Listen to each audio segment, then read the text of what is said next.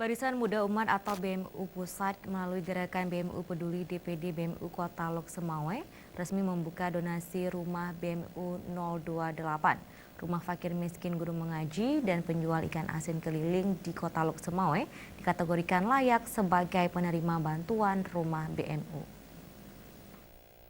Yang mempunyai 3 orang anak, 2 laki-laki dan 1 Rumah BMU 028 telah diverifikasi oleh tim BMU Pusat dan memenuhi persyaratan untuk direnovasi kemudian diserahkan kepada Umi Aisyah, yaitu seorang janda miskin warga Dusun Bahagia, Gampung Ule Jalan, Kecamatan Bandar Sakti, Kota Lok Semawe.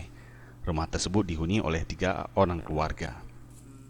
Umi Aisyah kini harus menanggung nafkah 8 orang anak, hanya dengan berprofesi sebagai penjual ikan asin keliling dan guru ngaji. Menurut keterangan Ketua DPD BMU Pusat Lok Semawe, Syaib Munazar, almarhum Tengku Hamdani tidak lain adalah suami Aisyah, meninggal dunia tanggal 5 Maret 2019 akibat tersetrum kabel listrik saat jatuh timpanya saat melintas di Jalan Kampung Menasah Redep Bayu, Aceh Utara sewaktu menjajakan barang dagangan keliling seputar Kota Lok Semawe dan Aceh Utara. Pada Jumat malam kemarin, beliau memerintahkan gerakan BMU Peduli untuk membukakan donasi rumah BMU 028 milik Umi Aisyah di Gampung Ule Jalan, Kota Lok Semawe. Umi Aisyah ini sehari-harinya bekerja sebagai penjual ikan asin dan rempah-rempah.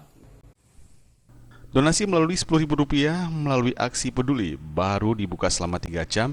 Dana yang terkumpulkan sebesar Rp5.250.000 atau mencapai Rp16 juta dari para donatur tetap BMU dan masyarakat Aceh.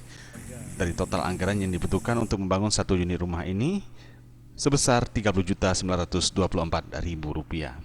Tim Liputan Aceh TV.